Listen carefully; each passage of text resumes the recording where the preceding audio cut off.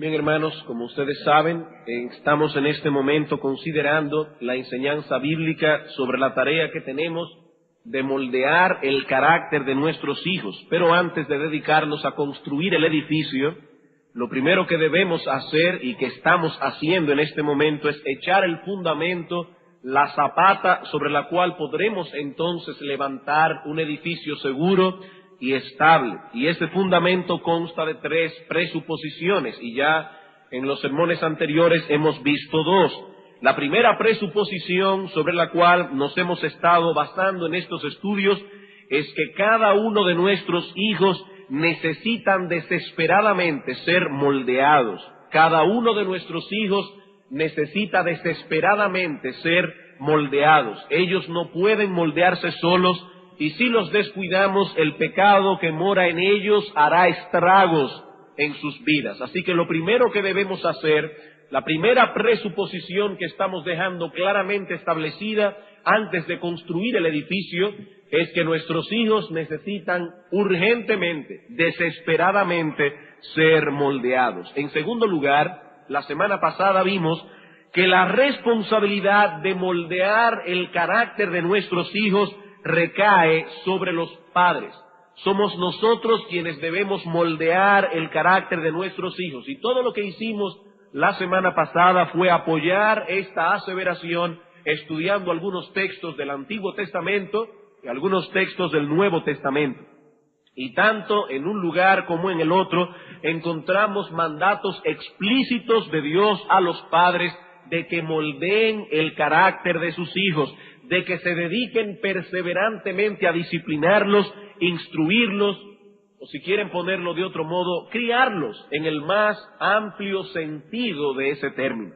Y de hecho, aunque la semana pasada nos dedicamos a estudiar únicamente aquellos textos donde Dios se dirige a los padres en cuanto a su responsabilidad, también hubiésemos podido citar aquellos textos del Antiguo y el Nuevo Testamento donde Dios se dirige a los hijos. No solamente a los padres, sino que también hay textos muy explícitos, muy claros, donde Dios se dirige a los hijos. Y cuando Dios ordena a los hijos a poner atención a la voz autoritativa de los padres, cuando Dios dice a los hijos que honren y obedezcan a sus padres, Dios está presuponiendo, Dios está implicando con ello que esos padres se dedicarán a dar instrucción verbal a sus hijos, y que esos padres impondrán sanciones cuando esas órdenes sean desobedecidas. Hermanos, todo esto está incluido en la palabra Padre. Nuestro modelo de paternidad perfecto es Dios. Él es nuestro Padre. Y Dios, como nuestro Padre, hace todas esas cosas por nosotros. Él nos protege, Él nos cuida, Él provee para nosotros, nos instruye, nos corrige. Así que todo eso está incluido dentro de la paternidad responsable. Ahora bien, en esta noche, antes de pasar a considerar nuestra tercera presuposición, lo que queremos hacer es ampliar el principio que vimos la semana pasada con 3 consideraciones que nos ayudarán a poner ese principio que ya vimos en su perspectiva correcta. En cierto modo, lo que vamos a hacer en esta tarde, en esta noche, es simplemente dar algunas aplicaciones prácticas de la enseñanza que dejamos establecida la semana pasada. Ya hemos dicho que es responsabilidad de los padres moldear el carácter de sus hijos, que esa es la enseñanza clara y contundente de Dios en su palabra. Lo que vamos a hacer en esta noche es ampliar ese principio a través de 3 consideraciones, o si quieren ponerlo de otro modo, 3 aplicaciones prácticas de las cosas que vimos la semana pasada. ¿Cuáles son esas consideraciones o aplicaciones prácticas que podemos derivar del principio que dejamos establecido en nuestro sermón anterior? Bueno, en primer lugar, el primer principio, aplicación o consideración es que la actividad de moldear el carácter de vuestros hijos no es toda la extensión de vuestra responsabilidad personal como padres. Poco largo, voy a citarlo otra vez, yo sé que muchos están tomando notas. La actividad de moldear el carácter de vuestros hijos no es toda la extensión de vuestra responsabilidad personal como padres. Uno de los problemas que enfrenta el hombre caído es su tendencia terrible a irse de un extremo a otro con mucha facilidad. Somos en ese sentido como una especie de péndulo, que usted lo ve ahora en la extrema izquierda y en unos 3 o 4 segundos después lo vemos en la extrema derecha. Hay una tendencia fuerte en nosotros a los extremos, o poniendo otra ilustración más adecuada al caso, nosotros somos como el hombre que por 2 o 3 segundos se queda dormido en la carretera manejando y cuando despierta se da cuenta de que va por el carril contrario. Rápidamente este hombre da un viraje al carro, pero en vez de introducir el carro en el carril correcto, más bien lo introduce en el paseo de la carretera del otro lado. Nos vamos de un extremo a otro con mucha facilidad. Y eso mismo puede ocurrir al escuchar esta serie de sermones. Y como pastores que somos, debemos ponernos en el lugar de los hermanos, tratar de ver cómo están captando todo esto, para poder dar una nota de balance, para poder dar una nota pastoral, porque tendemos a los extremos. Puede ser que algunos padres aquí han estado dormitando un poco con respecto a la responsabilidad que estamos exponiendo aquí. Pero entonces viene el Espíritu Santo con la espada de la Escritura y despierta su conciencia. Si eso es así, hermanos, debemos alabar a Dios. Eso es bueno. Pero eso que es bueno no deja de tener un peligro. Eso es bueno. Debemos alabar a Dios si Él está despertando nuestra conciencia, pero debemos reconocer que hay peligros. Uno de los peligros es el querer hacer en un día o en una semana lo que no se ha estado haciendo por años. El querer hacer en un día o en una semana lo que tenemos meses, años sin hacer. Y ahora resulta que ese padre o esa madre le pega a su hijo en una semana todas las pelas que dejó de darle en el 1991. Y si eso es así, vuestros hijos no me van a querer. Así que deben hasta proteger la imagen de su pastor. En una semana no podemos pegarle a nuestros hijos todas las pelas que durante un año no le hemos pegado. Ese es un peligro porque no seremos balanceados en nuestra disciplina y es posible que acabemos estancados en el paseo de la carretera, en el lugar opuesto. Ahora, yo no estoy diciendo con esto que si se ha estado fallando en la disciplina, debemos continuar fallando por un tiempo hasta que nuestros hijos se acostumbren a la idea. No, eso no es lo que estamos diciendo. Lo que estamos tratando de hacer es prevenirlos contra una disciplina desbalanceada. Nos estamos refiriendo a un hogar donde antes no había prácticamente disciplina y ahora hay un exceso de ella, producto de un despertar repentino. Ese es el peligro que estamos exponiendo. Si hemos estado fallando, no debemos seguir fallando, pero debemos tener cuidado de no ser excesivos ahora. Ser en todo momento balanceados. Ese es uno de los peligros. Otro peligro en el que podemos caer es el de pensar que toda nuestra responsabilidad como padres se resume en moldear el carácter de nuestros hijos. Y hermanos, eso no es así. Esa no es toda la extensión de nuestra responsabilidad. Ese sería el caso de un padre que anteriormente se contentaba con suplir las necesidades de sus hijos y de vez en cuando satisfacer sus gustos y deseos, siempre y cuando, clara está, no sean gustos y deseos pecaminosos. Pero ahora ese padre o esa madre ha sido despertado por la palabra, y eso es bueno, pero tiene el peligro de que olviden que ciertamente nuestros hijos tienen otras cosas, otras necesidades que no son únicamente la de ser moldeados. Ellos necesitan ser moldeados, pero hay muchas otras cosas más que nuestros hijos necesitan. Y nosotros como padres tenemos la responsabilidad de suplir para todas las necesidades de nuestros hijos. Así que moldear el carácter de ellos no es el alfa y la omega de toda nuestra responsabilidad paterna. Como alguien ha señalado muy acertadamente, los padres somos responsables de una manera amplia de preparar a nuestros hijos para su llamado en la vida. Esa es nuestra responsabilidad. Nosotros hemos sido llamados por Dios a preparar en el más amplio sentido de ese término a nuestros hijos para su llamado en la vida. Y para esto tenemos que moldear el carácter de ellos, tenemos también que darle a nuestros hijos conocimiento en muchas áreas, tanto en el área de la revelación especial, y cuando hablamos de la revelación especial nos referimos específicamente a la palabra de Dios. Si quieren ponerlo de alguna manera, enseñanza religiosa o bíblica, pero también tenemos que dar a nuestros hijos conocimiento en el área de la revelación general, esas cosas que Dios nos ha revelado a través de su creación, a través de la vida. Hermanos, el impartir conocimiento religioso a nuestros hijos no es una responsabilidad de la iglesia, sino de los padres. Así que no podemos sentirnos tranquilos por el hecho de que domingo tras domingo traemos a nuestros hijos pequeños a la escuela dominical o al culto, porque la imagen que encontramos en la palabra de Dios al respecto es otra muy distinta. Vamos a Deuteronomio capítulo 6. Deuteronomio capítulo 6, yo sé que es un texto muy conocido, pero a mí no me es molesto repetirle las mismas cosas. Deuteronomio capítulo 6, versículos 4 al 9.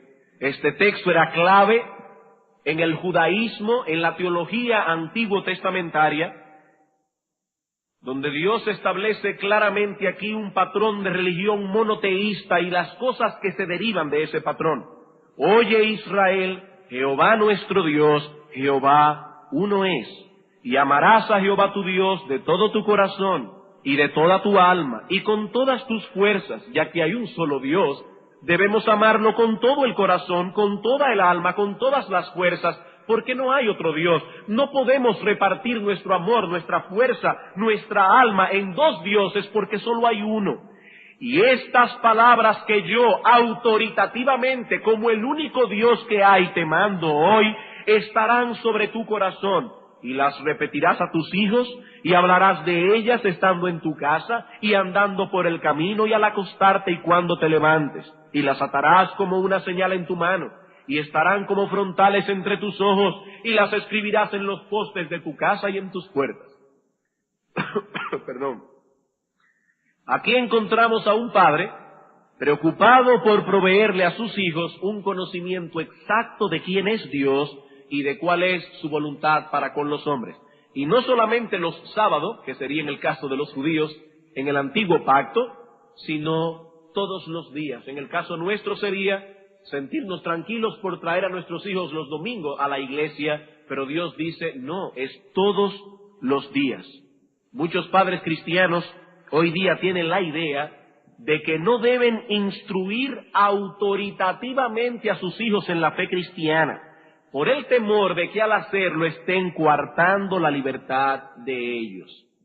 Ellos prefieren dar información general a sus hijos y entonces dejar que ellos decidan, para así no coartar su libertad y no violentar sus derechos.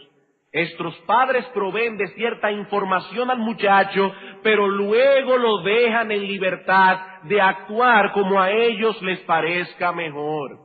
Hermanos, es cierto que no podemos hacer que nuestros hijos sean cristianos.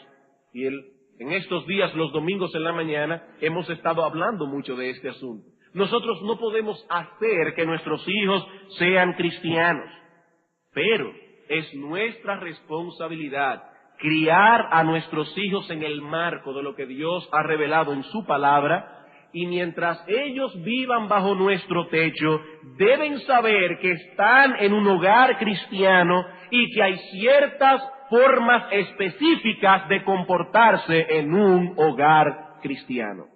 El hecho de que ellos no profesen ser creyentes no elimina la responsabilidad de que viven bajo un techo donde el padre y la madre son creyentes y Dios le ha dado autoridad a los padres para exigir que sus hijos se comporten de cierta manera, mientras vivan bajo el techo de sus padres.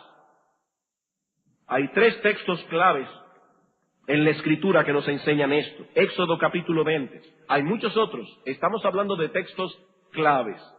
Éxodo capítulo 20. Los 10 mandamientos. Mandamientos que reflejan el carácter santo de Dios y por lo tanto son mandatorios para todo hombre.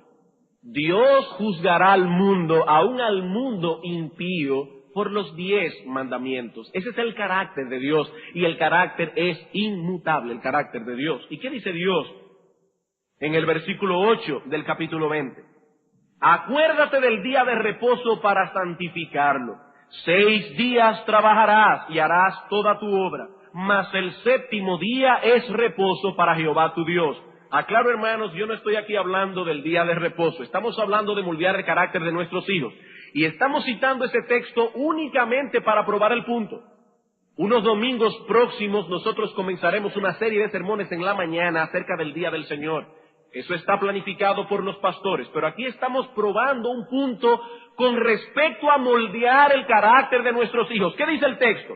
No hagas en él obra alguna, tú, ni tu hijo, ni tu hija, ni tu siervo, ni tu criada, ni tu bestia, ni tu extranjero que está dentro de tus puertas. ¿Qué dice Dios? Es el día del Señor, y por lo tanto no hagas en él obra alguna, tú, ni tu hijo, ni tu hija. Dios entiende que mientras nuestros hijos vivan bajo nuestro techo hay una autoridad paterna, es el día del Señor, y nosotros debemos enseñar a nuestros hijos que es el día del Señor. Ay, pero ¿y si ellos no son cristianos? Es el día del Señor. Eso es lo que el texto nos enseña. Ahora, mucho cuidado, hermanos, con sacar conclusiones de esto, porque aquí, repito, no estamos estudiando acerca del día del Señor, para que ahora no tomen a sus hijos el día del Señor y conviertan su casa en una cárcel militar el día del Señor. Por favor, no saquen conclusiones, y yo no tengo tiempo para expandir esto. Lo que estamos tratando de probar el punto de que los padres tienen autoridad para hacer que los hijos compartan esa fe que ellos tienen. Para los cristianos, para los creyentes, el día del Señor es especial, y lo que Dios está diciendo aquí en su palabra es que para vuestros hijos también debe ser especial. Otro texto, Josué capítulo 24. Josué capítulo 24, versículo 15. Aquí tenemos a Josué enfrentando a un pueblo idólatra.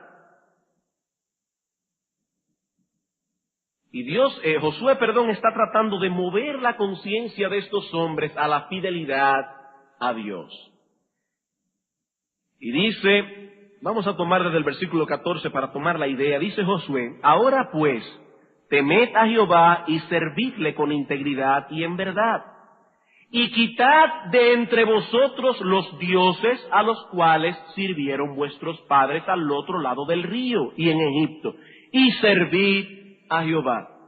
Y si mal os parece servir a Jehová, escogeos hoy a quien sirváis.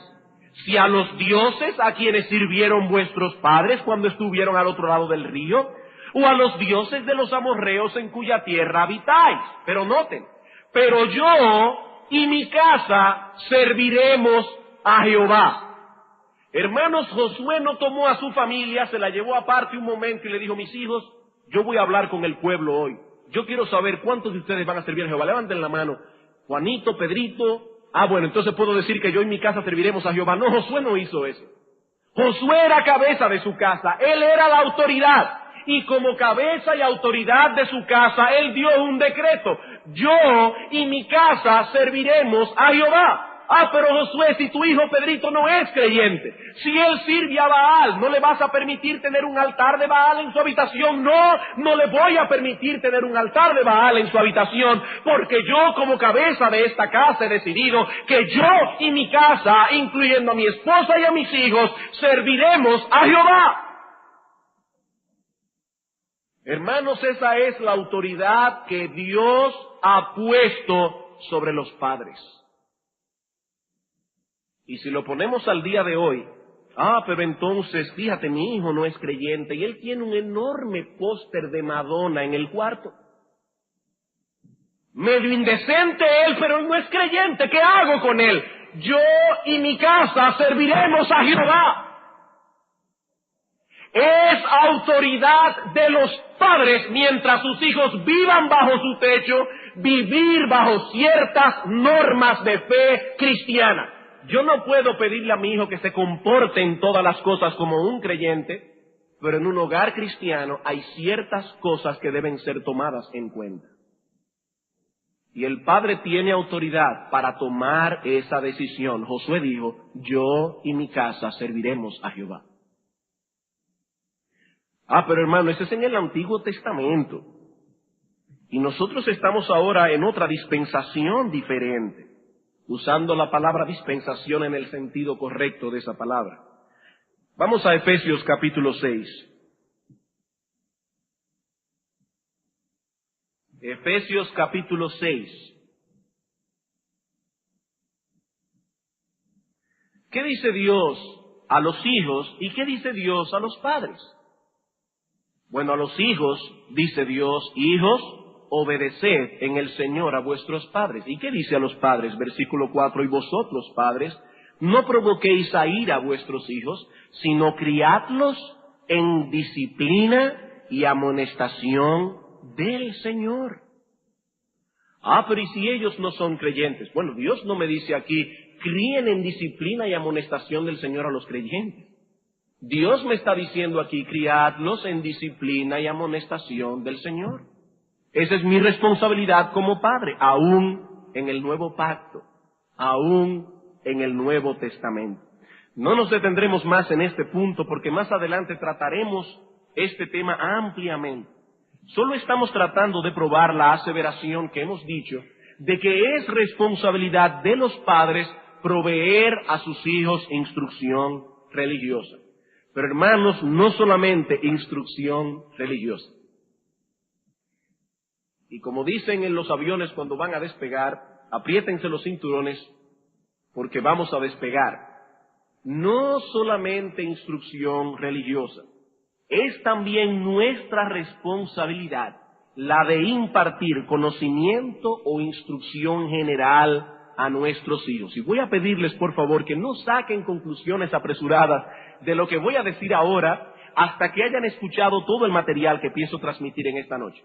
Pero lo que estamos diciendo ahora es que es nuestra responsabilidad, o que nuestra responsabilidad no termina cuando impartimos instrucción religiosa o bíblica, sino que va más allá. Es nuestra responsabilidad de enseñar a nuestros hijos a leer y a escribir. Es nuestra responsabilidad como padre enseñarles español y matemáticas.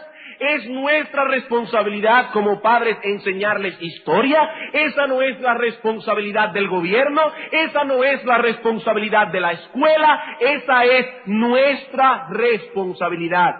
Somos nosotros quienes estamos llamados a preparar nuestros hijos para la vida. Y eso significa que somos nosotros quienes debemos enseñar a nuestros hijos a pensar. Nosotros tenemos la responsabilidad de enseñar a nuestros hijos a pensar. La Escritura dice que debemos amar a Dios con todo el corazón, con toda el alma, con todas las fuerzas, y aparentemente los evangélicos estamos de acuerdo en ese punto, pero hermanos, también la Escritura dice que debemos amar a Dios con toda nuestra mente, que debemos amar a Dios con todo nuestro intelecto.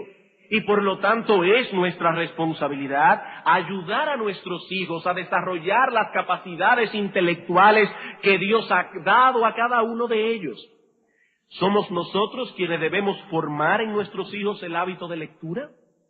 ¿Somos nosotros quienes debemos enseñarles a tener un proceso lógico de pensamiento? No es simplemente venir de la escuela y decir que en el año 1492 Colón se montó en un barco y llegó aquí. No, hermanos, eso tiene sus bemoles, eso tiene sus consecuencias históricas, y nosotros estamos llamados, no el profesor de historia de la escuela, nosotros estamos llamados a sentarnos con nuestros hijos, razonar con ellos y enseñar a nuestros hijos a pensar. Somos nosotros quienes tenemos la responsabilidad de ayudar a nuestros hijos para que si en el día de mañana Dios en su gracia los trae a salvación, ellos puedan amar a Dios con toda su mente, no con una mente atrofiada por haberse entontecido durante horas viendo televisión, sino con una mente desarrollada por un padre que se ocupó de crear en su hijo hábito de lectura, que enseñó a su hijo a tener un pensamiento lógico. Esa es nuestra responsabilidad. Por ejemplo, en cuanto a los varones, somos nosotros quienes debemos hacer que esos niños o jóvenes varones lleguen a ser mañana buenos esposos y padres. Nosotros debemos formar desde ahora en ellos el líder que se supone que debe llegar a ser, por lo menos de su hogar, cuando se case. Porque cuando ellos se casen y se vayan de su hogar, deberán proveer para su familia, deberán tomar decisiones, deberán ser responsables en cuanto a las necesidades de su esposa e hijos, no solo en el aspecto económico, sino también en el aspecto emocional, intelectual, espiritual, etcétera. La pregunta es, hermanos, ¿estamos nosotros preparando a nuestros hijos varones para eso?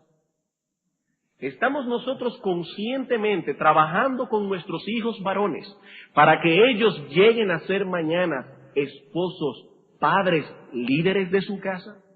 ¿O estamos preparando jóvenes inseguros que después no saben qué van a hacer con su vida? Jóvenes que ni siquiera se atreven a acercarse a una muchacha porque no saben cómo hacerlo. Porque su padre no hizo lo que dice Proverbios, donde tenemos a un hombre que toma a su hijo varón y le dice: mi hijo, cuando te vayas a fijar en una muchacha, toma en cuenta esto y esto y esto. Ten cuidado con la mujer ligera, ten cuidado con la mujer hermosa pero hueca de cabeza. Allí tenemos a un padre educando a su hijo varón. ¿Para qué? Para que no sea un joven inseguro, sino para que sea un individuo seguro que sepa qué hacer con su vida. Esa es responsabilidad de los padres hacer eso. Es nuestra responsabilidad. Y somos nosotros también quienes debemos preparar a nuestras hijas para ser esposas y madres. Ese es un trabajo de los padres. Preparar a nuestras hijas para que lleguen a ser como ese modelo que nos presenta Proverbios 31.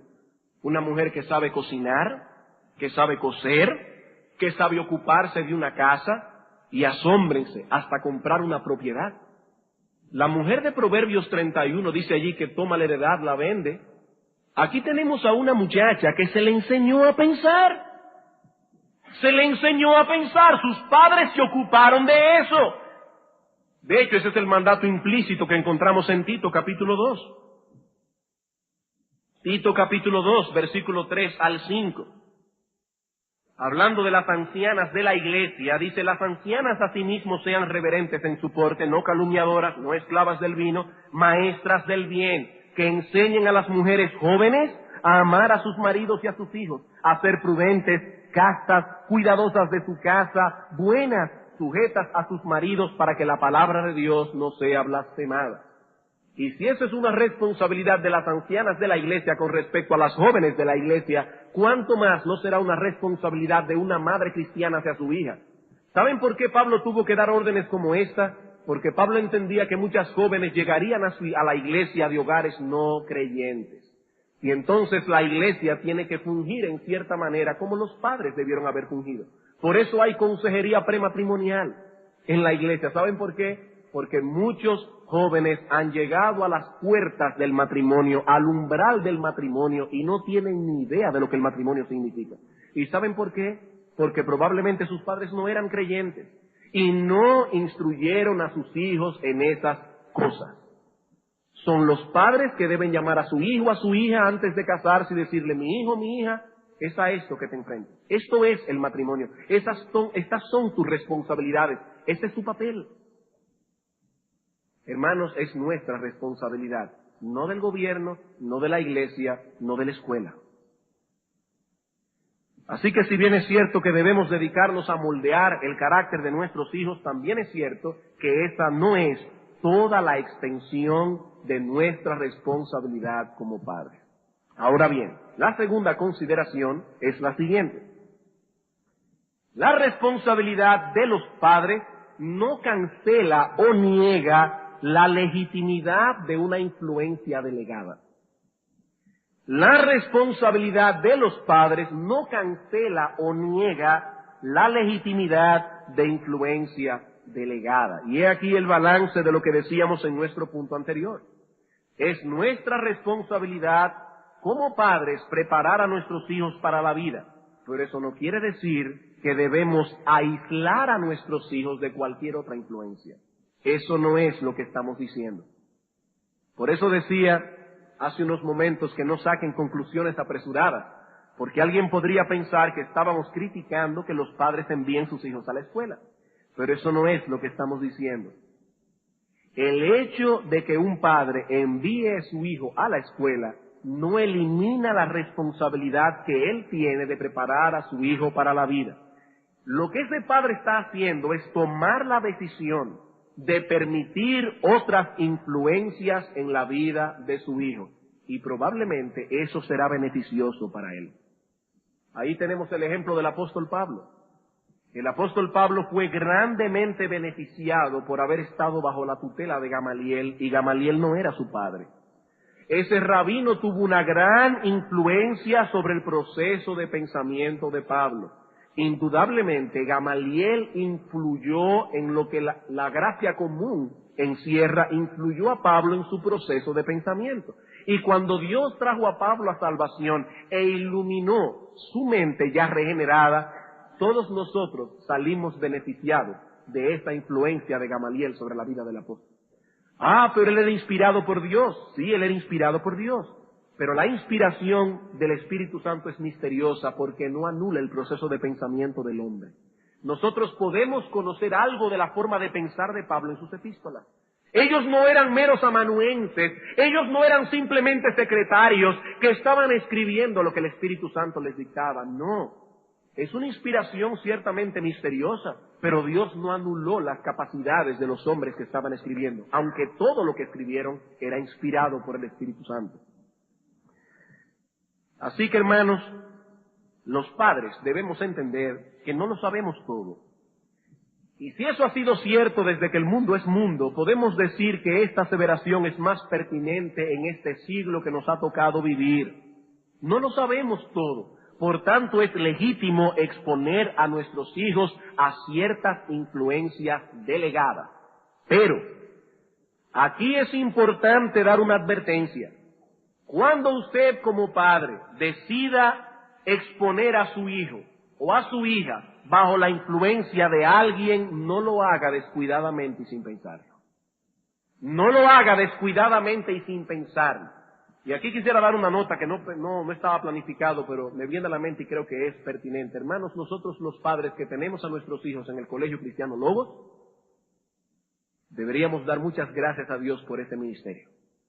Porque usted todas las mañanas con mucha tranquilidad le pone su uniforme a su hijo y a su hija y lo envía al colegio porque sabe que va a estar bajo la mano de un profesor o una profesora cristiana. Pero ¿saben una cosa, hermanos? No todos los creyentes tienen esa bendición. No todos tienen esa bendición y tienen que permitir que sus hijos y sus hijas reciban influencias de hombres y mujeres perversos. No me refiero únicamente a los compañeros, me refiero inclusive a los profesores. Cuando usted envía a su hijo o a su hija al colegio, usted lo está poniendo bajo la influencia de esas personas. Y por lo tanto no debe hacerlo descuidadamente y sin pensarlo. Esas personas, consciente o inconscientemente, influirán en la vida de sus hijos.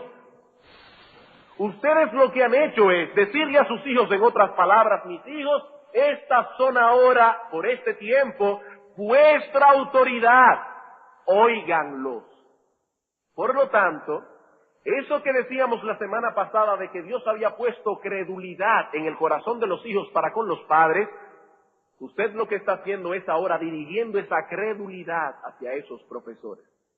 ¿Y cuántos de nosotros no hemos tenido el problema de recibir a nuestros hijos en casa, darnos una información y nosotros decirle, no mi amor, eso no es así? Y entonces nuestro hijo dice, pero la profesora me lo dijo, el profesor me lo dijo. Y para ellos es una influencia muy fuerte. Ellos han dirigido la credulidad que en su gracia común Dios ha puesto en los hijos para con los padres. Ustedes han decidido dirigir algo de esa credulidad hacia esas personas. Así que asegúrense de saber algunas cosas acerca de la persona o las personas que están ejerciendo esa influencia sobre ellos. Porque es un peligro muy alto el que nos corremos si lo hacemos descuidadamente y sin pensar. Y no olviden que ustedes lo que han decidido hacer es beneficiarse de esas personas. pero usted no ha decidido olvidarse de su responsabilidad. Aún usted envíe su hijo al colegio, sigue siendo vuestra responsabilidad, no la del colegio. El colegio es simplemente un brazo de apoyo para que usted cumpla con su responsabilidad, pero sigue siendo su responsabilidad. Así que, hermanos, en el sentido más amplio del término, la responsabilidad es nuestra, no de la iglesia, no del gobierno, no de la escuela. Esos organismos están simplemente brindando un brazo de apoyo, pero somos nosotros quienes debemos preparar a nuestros hijos para la vida. Una cosa es usar inteligentemente las capacidades que otros tienen, y otra cosa muy distinta es dejar en manos de esa persona nuestra responsabilidad. Son dos cosas muy diferentes. Bien, hermanos, la tercera y última consideración es la siguiente. Hemos visto dos, recuerden. En primer lugar, hemos dicho que la actividad de moldear el carácter de nuestros hijos no es toda la extensión de vuestra responsabilidad personal como padres. En segundo lugar, la responsabilidad de los padres no cancela o niega la legitimidad de una influencia delegada. En tercer lugar, es el padre y no la madre quien debe tomar el liderazgo en este deber. Tercer y último principio o aplicación. Es el padre, no la madre, quien debe tomar el liderazgo en este deber. Noten con cuidado lo que estamos diciendo aquí. La palabra clave de nuestro encabezado es liderazgo. Liderazgo. Y lo que estamos diciendo es que ese liderazgo recae sobre el hombro del padre, no sobre los hombros de la madre. Ahora bien, esto no quiere decir que el padre es la única autoridad sobre los hijos. ¿Qué dice Éxodo capítulo 20, versículo 12? Hijo, honra a tu padre y a tu madre. Y este texto, entre otros, enseña claramente que tanto el padre como la madre tienen autoridad y responsabilidad sobre los hijos. Tampoco estamos socavando la importancia que tiene sobre un hijo la influencia de su madre. Ya hemos establecido la enorme importancia de esa influencia, así que no estamos minimizando en ningún sentido el papel que le toca a la madre en la crianza, ni mucho menos estamos justificando a esas madres que abandonan su hogar para estar en otra cosa, descuidando a sus hijos. No, eso no es lo que estamos diciendo. Lo que estamos afirmando es que el liderazgo en la tarea de moldear el carácter de nuestros hijos y de prepararlos para la vida recae sobre el padre, no sobre la madre. Y vamos a ver dos textos bíblicos que enseñan esto directamente y uno que lo infiere. Efesios capítulo 6, versículos 1 al 4. Efesios capítulo 6, versículos 1 al 4. El apóstol Pablo dice: hijos, obedeced en el Señor a vuestros padres, porque esto es justo. La palabra padres que el apóstol Pablo usa allí es la palabra griega agoneus, que podríamos traducir progenitores. Pablo dice: obedeced en el Señor a vuestros progenitores. E inspirado por el Espíritu Santo, el apóstol Pablo nos identifica quiénes son esos progenitores en el versículo 2. Honra a tu padre y a tu madre, que es el primer mandamiento con promesa, para que te vaya bien y seas de larga vida sobre la tierra. Y ahora dice en el versículo 4, y vosotros, padres, y aquí el apóstol usa otra palabra diferente a la del versículo 1, por eso es que es tan importante hacer una exégesis adecuada, porque la palabra padres en español es la misma en el versículo 1 y en el 4, pero no en el griego. En el griego la palabra padres del versículo 4 es la palabra pater, que identifica única y exclusivamente al padre, no a la madre. ¿Y qué dice el texto? Y vosotros, padres, no provoquéis a ira a vuestros hijos, sino criadlos en disciplina y amonestación del Señor. Y ese mismo juego de palabras lo encontramos en Colosenses capítulo 3. Colosenses capítulo 3, versículos 20 al 21. Hijos, obedeced a vuestros progenitores en todo, porque esto agrada al Señor. Padres, a los varones. Padres, no exasperéis a vuestros hijos para que no se desalienten.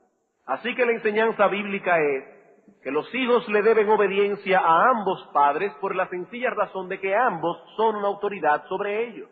Ambos padres deben dedicarse a moldear el carácter de sus hijos. Por eso en Proverbios capítulo 1, versículo 8 dice: hijo mío, no desprecies la enseñanza de tu padre y no menosprecies la enseñanza de tu madre. De hecho, no solo debemos decir que la madre está incluida, no, sino que generalmente ella es la que pasa más tiempo con los hijos y por lo tanto la influencia de ella siempre será mayor. Pero hermanos, aquí estamos hablando de liderazgo. Todo eso no elimina lo que Pablo está enseñando aquí. Es el padre, el hombre, quien debe tomar el liderazgo en este asunto. Un texto del cual podemos inferir esto es 1 Corintios capítulo 14. Los textos que citamos antes lo enseñan directamente. Ahora vamos a inferirlo de 1 Corintios capítulo 14, versículo 32, o 33, perdón, al 35. En la mitad del versículo dice el apóstol Pablo: como en todas las iglesias de los santos, vuestras mujeres callen en las congregaciones. Hablando de las mujeres que quieren tomar el papel de maestras, pastoras en la iglesia, Pablo dice que no. Y no solamente en la iglesia de Corinto. Pablo dice: como en todas las iglesias de los santos, vuestras mujeres callen en las congregaciones, porque no les es permitido hablar en ese sentido, para que los maridos no se tomen aquí prerrogativas que no les corresponden. No les es permitido hablar, sino que estén sujetas como también la ley lo dice. Y si quieren aprender algo, pregunten en casa a sus maridos. ¿Qué está presuponiendo Pablo en ese texto? Bueno, Pablo está presuponiendo que el marido será el líder espiritual de ese hogar. Que cuando la mujer tenga una pregunta teológica, esté estudiando la Escritura y hay algo que ella no entienda, ella irá con toda confianza a su marido. No porque él lo sabe todo, sino porque es un hombre estudioso, porque ella sabe que es un hombre de piedad, porque ella sabe que es un hombre humilde, que si no conoce la respuesta de la pregunta que ella le está haciendo, este hombre le dirá: mi amor, yo no sé qué significa esto, pero te prometo que voy a sacar un tiempo para estudiar, aun si es necesario llamaré a los pastores de la iglesia, pero te voy a dar una respuesta. Pablo está presuponiendo que el hombre es el líder espiritual de su casa. Y si eso es real en la relación esposo-esposa, ¿cuánto más no lo será en la relación padres-hijos? Padres-hijos. Los hijos deben entender que su padre es el líder de su casa. ¿Qué significa esto en sentido práctico? Eso significa que es el padre quien va a trazar las directrices del hogar. Que es el padre quien ha de velar que esas directrices se cumplan. Él no simplemente le dirá a su esposa: mira mi amor, yo quiero que en el tiempo que yo esté en la oficina trabajes esto con el niño. Y claro, en conversación con la madre, porque la madre puede traer una inquietud y decirle: estoy notando esto en el niño, y los padres conversar y entre ellos trazar la directriz, siendo el padre la cabeza. Pero cuando ese hombre se va a la oficina, él va a velar por que esa directriz se cumpla. No es como ese tipo de hombre que nunca sabe dónde está su mujer, porque él no tiene control de su casa, su esposa es independiente. No, es un hombre que como líder de su hogar traza las directrices, y no solo eso, él ha de velar porque esas directrices se cumplan. No tratando a su esposa como una niña, porque eso no es adecuado. Estamos hablando aquí de dos adultos, y él ha de velar como un adulto que su esposa, que también es adulta, cumpla las directrices que han sido trazadas. Pero no solamente eso, él también se ha de involucrar de un modo directo a llevar adelante, esa preparación de sus hijos para la vida. Él no simplemente trazará directrices, él mismo se involucrará a hacerlo. Vean ese modelo de padre expresado ilustrativamente en 1 Tesalónica capítulo 2. 1 Tesalonicenses capítulo 2, versículo 10 al 12. El apóstol Pablo está comparando aquí a los pastores con los padres. Y dice él, vosotros sois testigos, y Dios también, de cuán santa, justa e irreprensiblemente nos comportamos con vosotros los creyentes, así como también sabéis de qué modo, como el Padre a sus hijos, exhortábamos y consolábamos a cada uno de vosotros, y os encargábamos que anduvieseis como es digno de Dios, que os llamó a su reino y gloria. En la mente de Pablo, inspirada por el Espíritu Santo, la imagen de un padre es la de un hombre interesado en cada uno de sus hijos.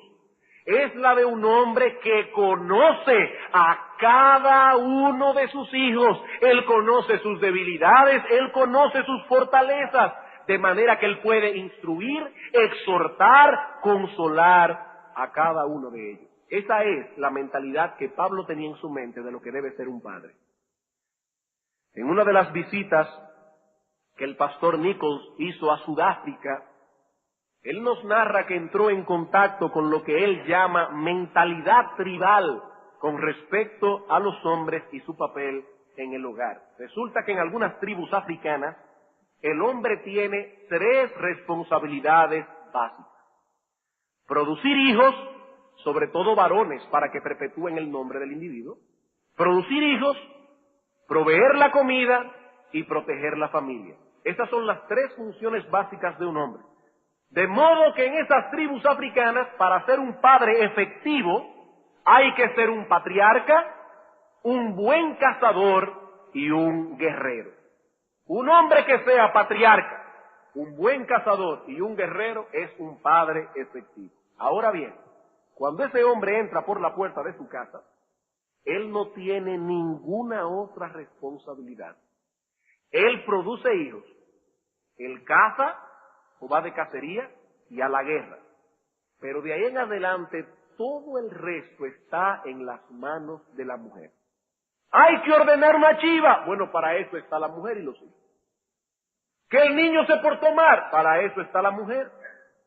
Que hay un problema en la casa porque el varón hizo esto y aquello, para eso está la mujer. Él cumplió con toda su responsabilidad. Él produce hijos, va de cacería y a la guerra. Y eso es un padre efectivo.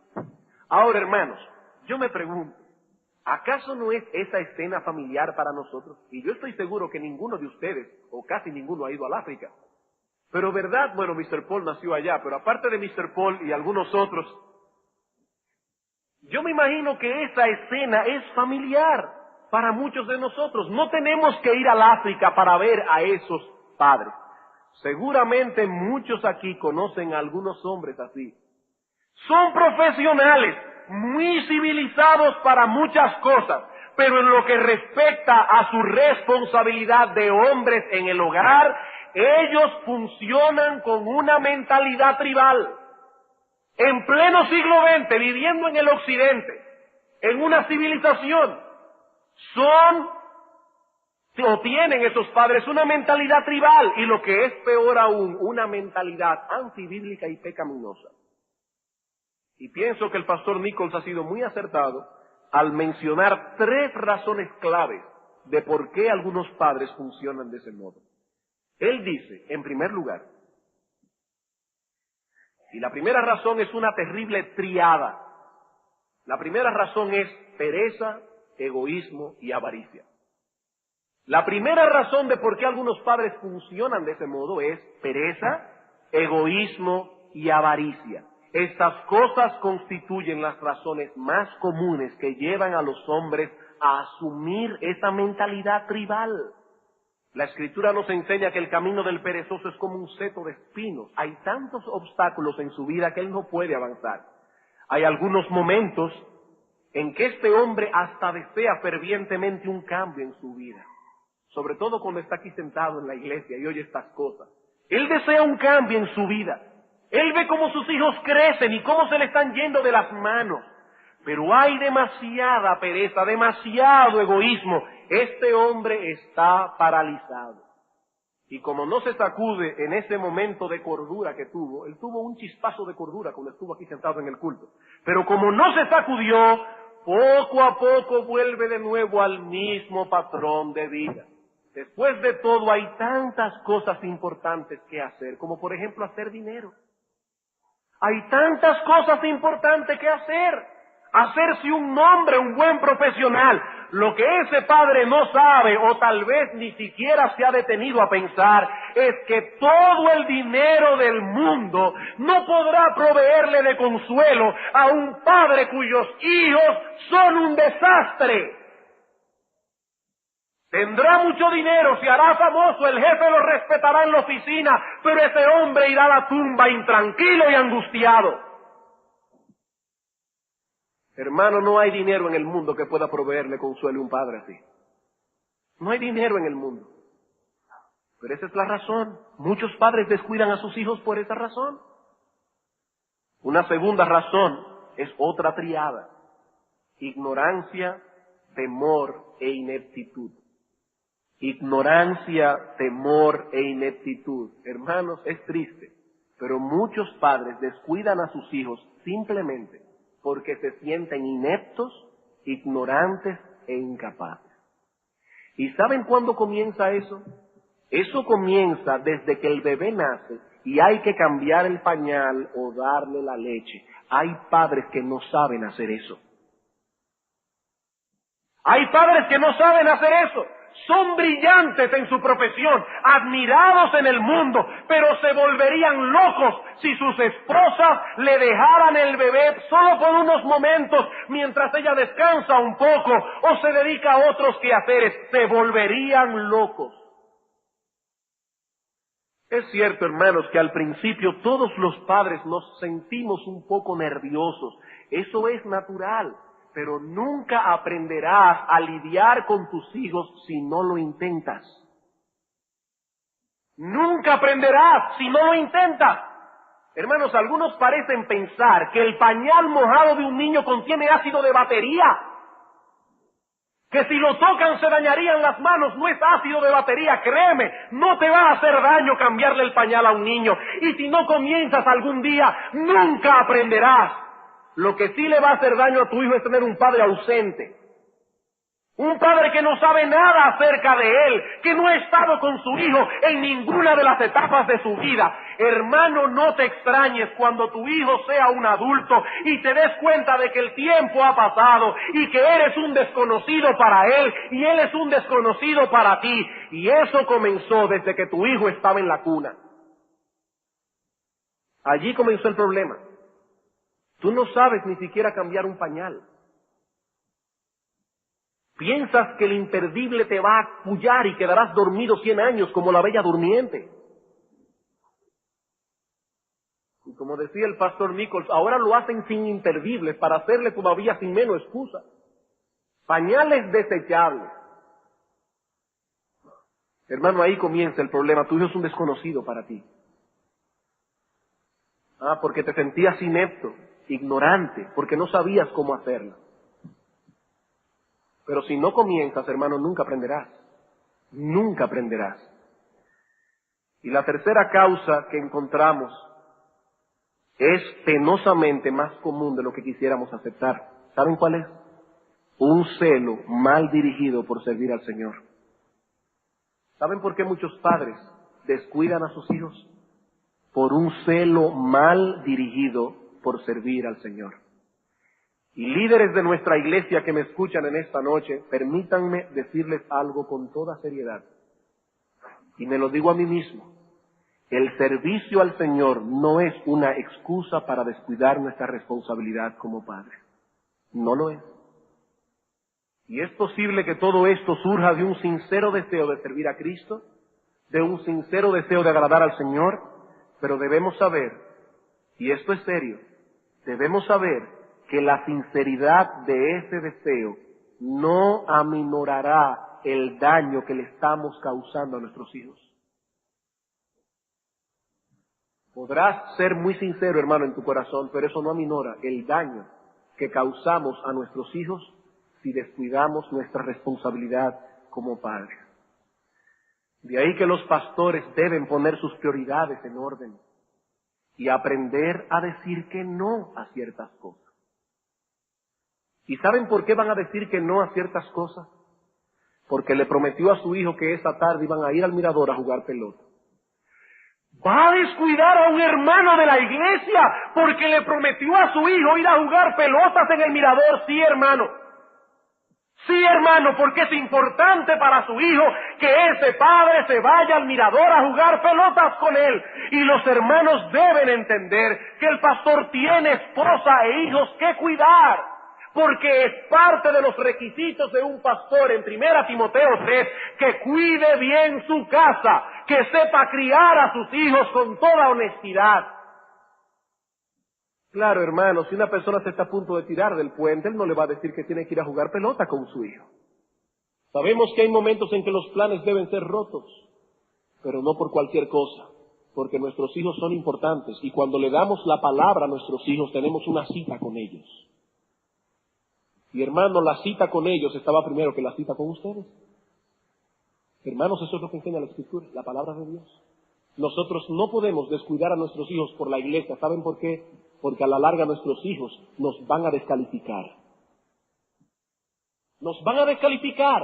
Y entonces cuando podamos entonces dar los mejores años de nuestra vida, cuando tengamos experiencia y nuestros hijos tengan 20 y 30 años, ya no podremos ser pastores porque nuestros hijos son unos perversos. No, hermanos, no. Nuestra responsabilidad con la iglesia no elimina nuestra responsabilidad con nuestros hijos y con nuestras esposas, primero que nuestros hijos. No lo elimina. Pero este peligro no es únicamente de los líderes de la iglesia. Ningún creyente está exento de caer en esa mentalidad desbalanceada. Porque todo creyente verdadero ama al Señor y anhela servirle. Y eso está bien, hermano. Pero que nunca sea nuestro servicio al Señor un impedimento para ser responsable en el cuidado de nuestros hijos. ¿Qué pensaríamos nosotros de un padre que tiene a sus hijos pasando hambre porque toda la comida que él lleva a la casa se la da a los hijos del vecino? ¿Ustedes dirían que eso es bondad o mala administración? Yo pienso que eso es mala administración. Pero de igual manera, hermanos, cuando un padre o una madre dedican tanto tiempo a los otros que sacrifican a sus hijos, eso es mala administración, producto de una escala de prioridades incorrectas. Eso no es bondad, hermanos, eso es mala administración del tiempo. Bien, hermanos, para concluir, yo sé que al escuchar estas cosas que hemos hablado hoy, puede ser que venga cierto desánimo al corazón. Contemplamos todos esos deberes y nos preguntamos, para estas cosas, ¿quién es suficiente? ¿Quién es suficiente?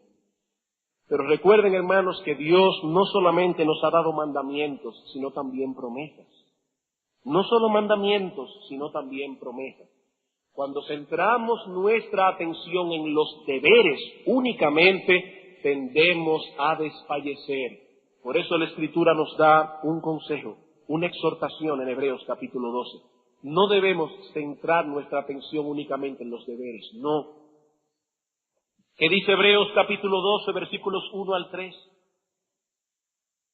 Por tanto, nosotros también, teniendo en derredor nuestro tan grande nube de testigos, despojémonos de todo peso y del pecado que nos asedia y corramos con paciencia la carrera que tenemos por delante. ¿Cómo?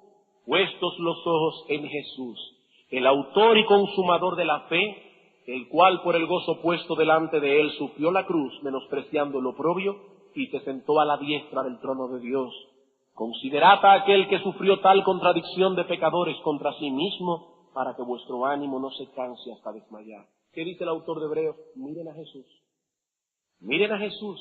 No pongan sus ojos en todos esos padres que han fracasado. No, hermanos, no pongan sus ojos en ellos. No pongan sus ojos en la sociedad moderna y sus métodos de crianza.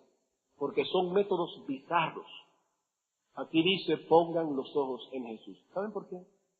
Porque Él no solamente nos da la fuerza para seguir adelante, sino que también nos provee un manantial inagotable de perdón cuando fallamos. Por eso debemos mirar a Jesús.